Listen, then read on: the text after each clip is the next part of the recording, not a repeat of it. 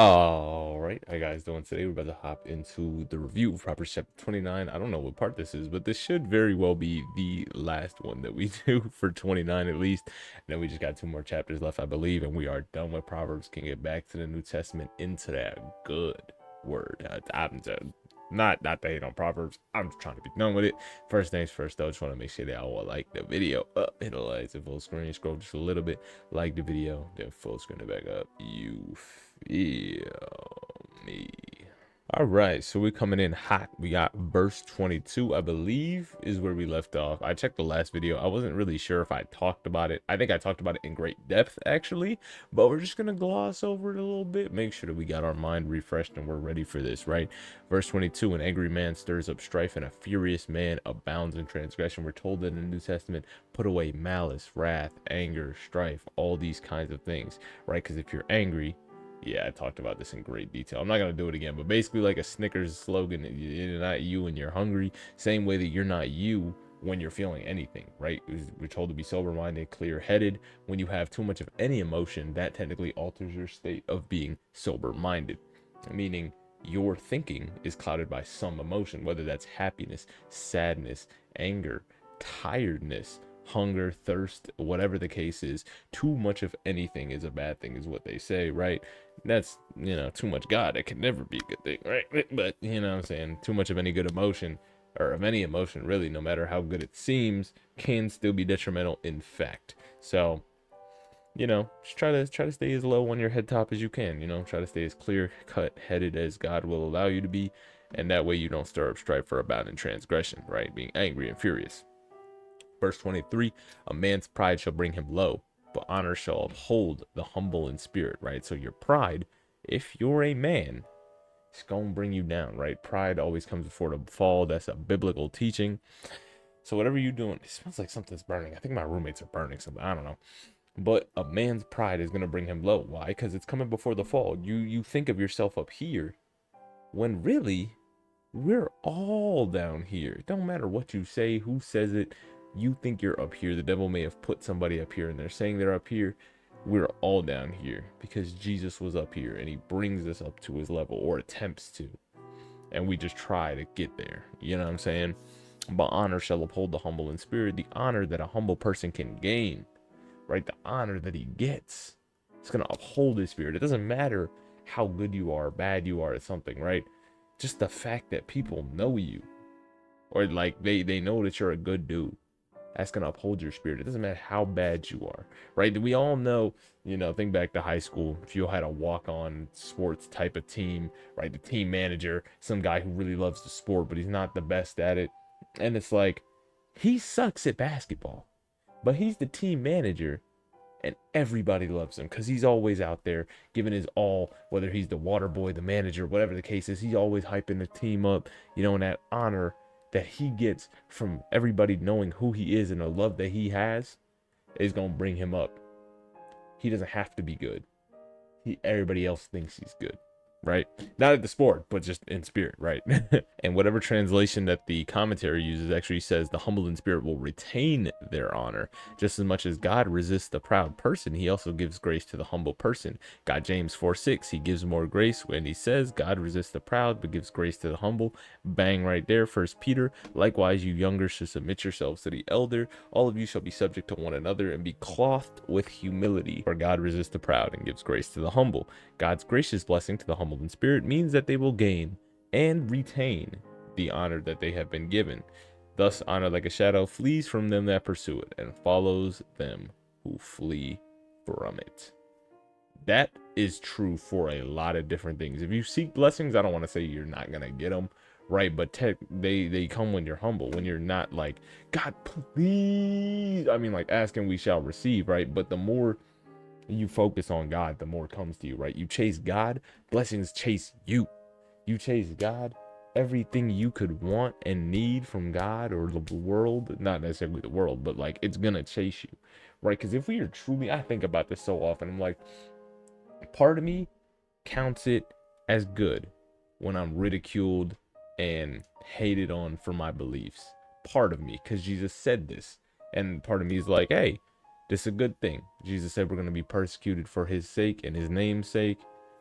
that's happening to me, that's a good thing. But if I really love my neighbor as myself, would anybody really want to persecute me? I know that this world is evil. I know that it's ran on evil. But how many people generally see a good dude and think, I just hate that guy. I want to beat him. I want to slander his name. I want to do something to ruin his day. You ever look at the nice guy in your neighborhood or on the corner, wherever he's at, and he's just the happiest guy. He's always wishing everybody have a good day. He's always giving stuff out like, yo, I got these left over. I got this, you know what I'm saying? Come by for this, blah, blah, blah. He's just a happy, joyful dude all the time. Who hates that guy? Who really hates that guy? Like, yes, we'll suffer persecution for his name's sake. I don't necessarily know if it's right now. There's people in the world that's gonna happen to him, right? We've seen that this last century, I think it was, there's been more Christians killed than every other century, according to some random statistic that I found online. Take it with a grain of salt, right? But regardless, you don't see that joyful dude and you think, I hate that guy. I want to rain on his parade. Because he truly loves his neighbor. You got nothing bad to say about him. But some of the ideas we carry can bring unwanted hate. An example in my life right now is just my view on families, right? I'm in a sociology class, sociology of families. People are saying like, oh, I think a family can be whatever you want it to be, whatever you define a family as. And to some extent, I agree, but I also disagreed with the person who said it. It was like a small group setting, and I was just like, I don't think it's anything you define a family as. Like that's going a little far. But like I personally, after I reflected a little bit, I think it's like experiential. There's certain things you can go through with certain people, regardless of whether they're blood or not, and it makes them family, right? You go through a marriage ceremony, you share the same bed together. That, in my eyes, in a Christian's eyes, makes you family, right? You have a kid together. You are now bonded with not only that kid, but that whole other person. And technically, whether you like it or not, to that kid, you are a family, right? And some people don't like to think that way, and that's not up to me. Anyway, let's keep it pushing. Verse 24, whoso is partner with a thief hates his own soul. He hears cursing and bewrayeth it not.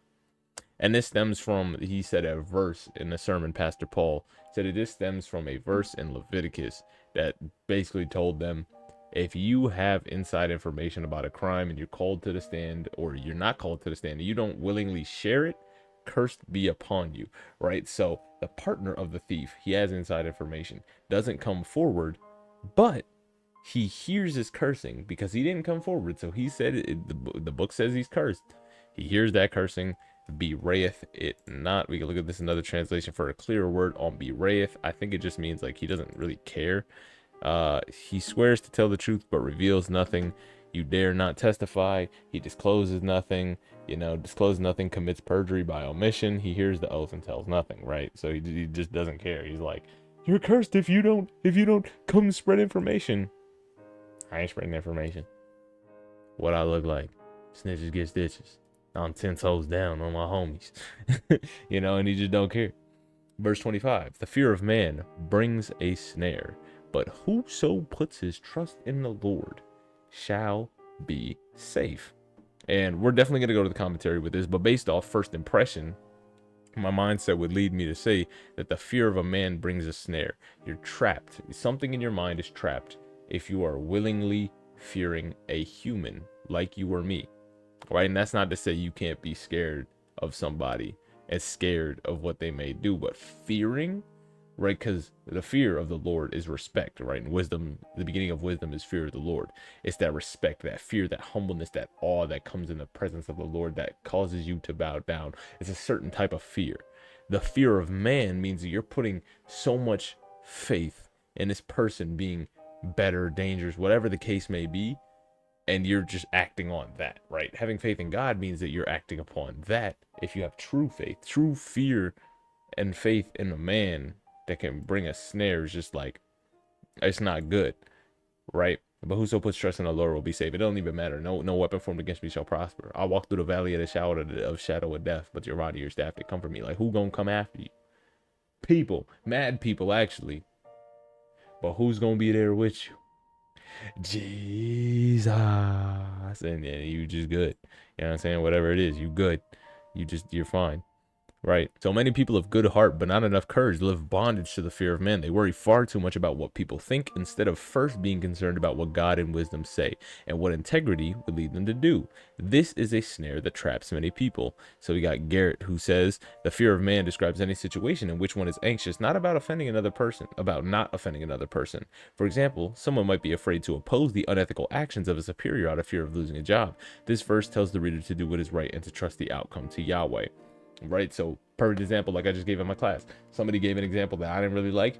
I'm gonna say that, right? I'm gonna say that. I don't care what people are gonna say, right? And this person who happened to actually know me and I knew them, they were in my group and they heard that and they went texted off in a group chat about me saying like, oh, look at this dude and his whack ideas and blah blah blah blah blah, and like he's getting haters already, like in a negative light. And I'm just sitting here like, I can't be me. I can't just be me. I can't just live my life. I gotta live and get haters. I mean, if that's how it's gotta be, that's how it be. But like, I ain't fearing no man. I ain't gonna not say what I think, right? And then the teacher was talking about some, oh yeah, the marriage rates from 1970 to the 2009s, they went down for black people specifically. And I'm like, white people's went down from 70% to 50%. That's 1 in 5 people that used to be married are not married anymore. Don't just say it went down for black people, it went down for everybody. And she's like, well, we could say that on the majority it went down for black people. And I was like, yes, that's true. But let's not diminish the whole, you know what I'm saying? And I took that personally. Right? Because I'm sitting here like, why are you just slandering black people talking about some, we ain't getting married like that? Like, them too. I don't care if ours is 30%, this is 50%. That's barely 1 in 2 people. 1 in 2 people. Get that through your head. Every other person you see ain't got nothing. No rock on a finger. Nothing. And I'm gonna say that, right? I told me to, right? He let it in my heart to say that. I can't let that junk slide. You know what I'm saying? Anyway, verse 26, we got 2 more to go though. 2 more to get though. Let's get it. Many seek the ruler's favor, but every man's judgment comes from the Lord. And this is presented just as a simple fact. There's many who long for the benefit that a ruler may give them. This relates to the fear of man mentioned in the previous verse. Those who depend on the ruler's favor for their security and prosperity must first seek the ruler's favor, right? And then if we scroll back up real quick, that person will be in the safest place imaginable, safe in the care of a loving, powerful God. If you trust the Lord and be safe in him, right? But justice comes from the Lord. When we depend on man for our justice, security, and prosperity, we will be disappointed. For such justice and its benefits come from the Lord, not primarily through even the mightiest ruler. Even if the ruler does give out justice, he does it as God's agent. We see that in Romans where it says that God has put in power everybody like that, so we are to respect them and all that, law-abiding citizens, blah, blah, blah, blah, blah. But justice, when you talk about justice, people can act in a just way. They can't be just. God is just. He is the definition of justice, right? Get that through your heads.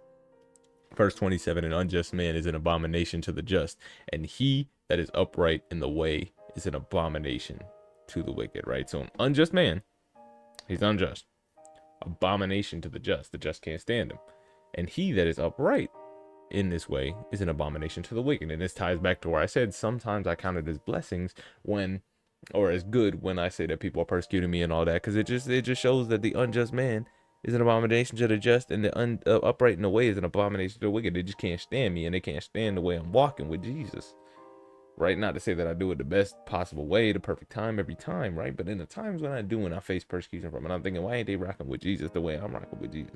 Why are you not rocking with the way that I'm just rocking with Jesus? Right? You ain't gotta rock with Jesus, but you ain't rocking with me rocking with Jesus. Like, make that make sense.